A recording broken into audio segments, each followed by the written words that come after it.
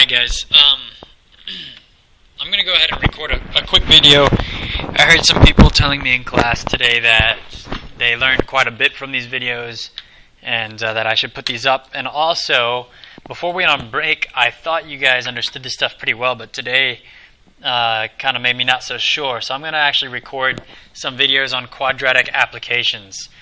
So starting off, I'm going to do 3 of each. So if you understand this stuff, great. If not, then go ahead and watch these videos and hopefully you'll understand it better after watching them. So starting off, the length of a rectangle is 3 more than the width. So it gives you that information, okay?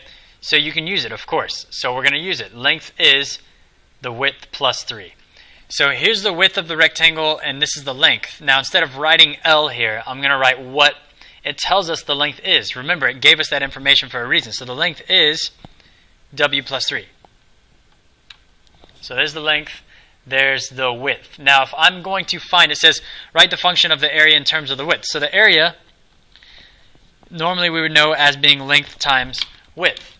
Alright, well I'm going to write the same thing, but instead of writing length, I'm going to write what I know the length to be. So if I get the area of this, it's going to be W times W plus 3.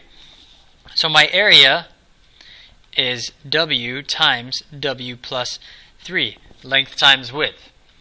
Alright, so if I wanted to simplify that any further, I would end up having A equals W squared plus 3W. Now either one of those are my equations for the area. This one is just further simplified than that one.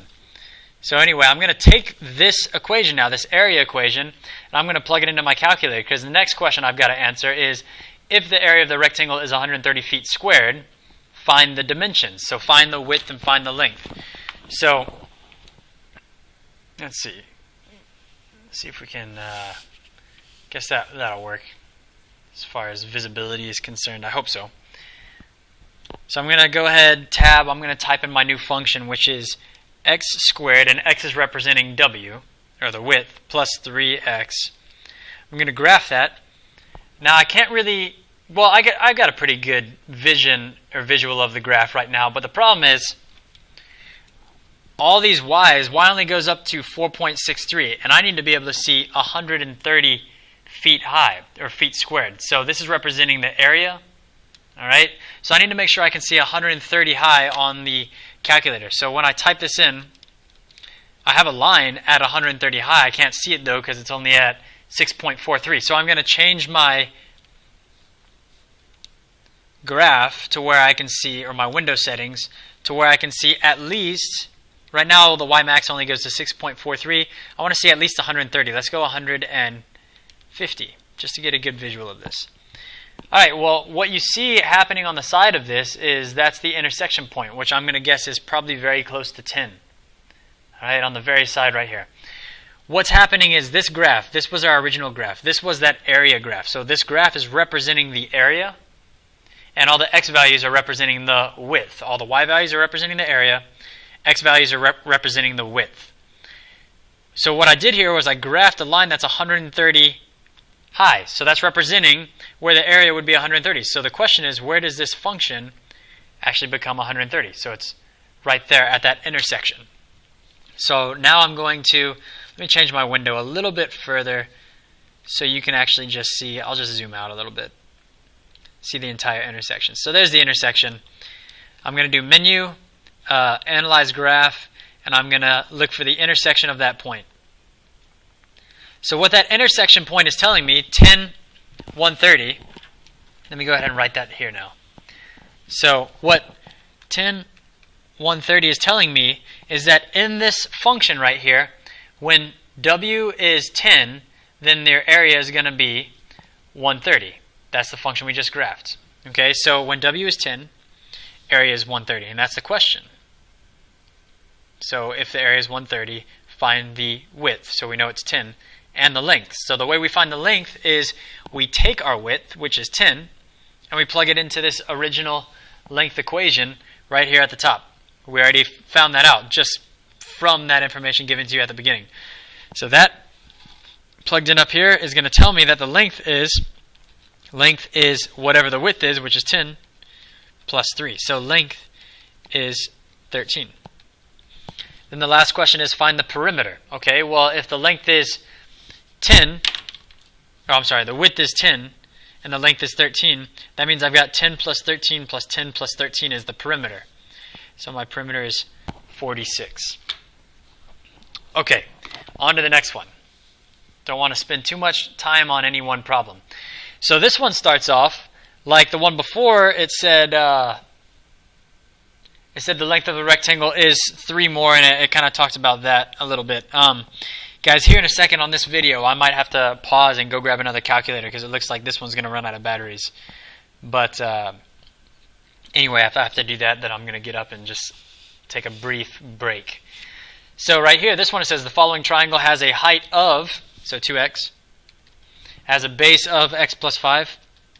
So if I'm going to find the function of the area in terms of x, so area is going to be base times height, but because it's a triangle, it's base times height divided by 2. So let me go ahead and rewrite that. Base times height divided by 2. So area equals base times height, so x plus 5 times 2x divided by 2. So there's my area equation. I could simplify it further, and when you do simplify it further, you pretty much just divide that 2 out, so it's going to be a is x squared plus 5x. So there's the simplified version of my area equation, and just like we did a second ago, we're going to do now again. Hopefully this battery lasts me just for this problem at least. We will find out soon.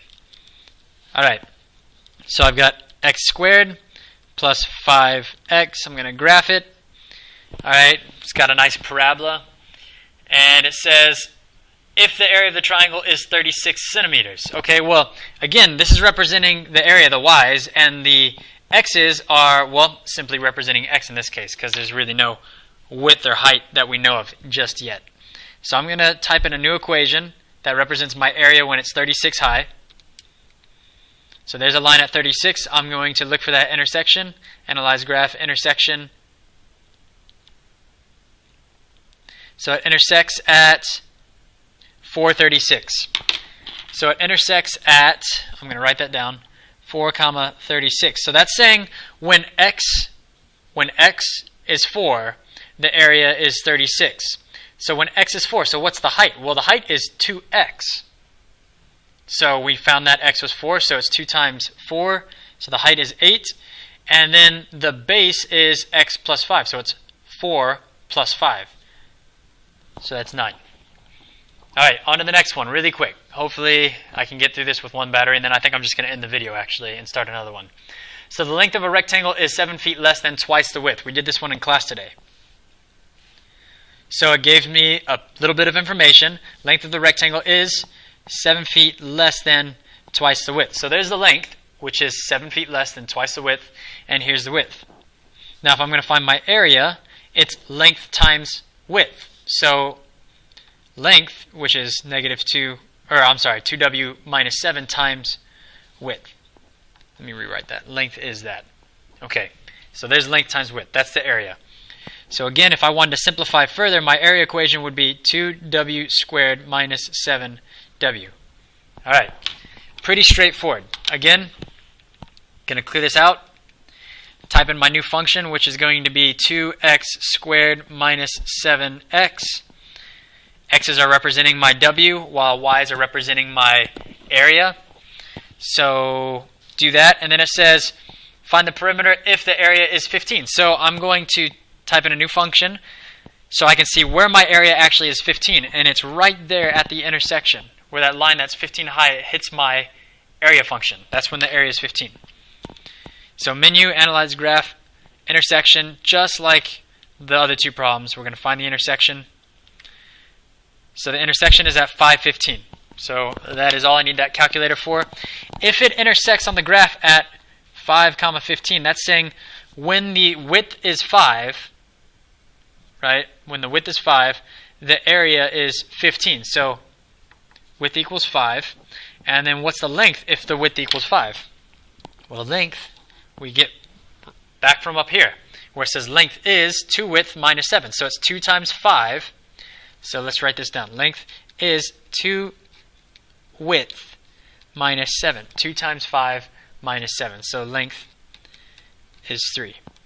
So it says find the perimeter. Well, now you know your dimensions.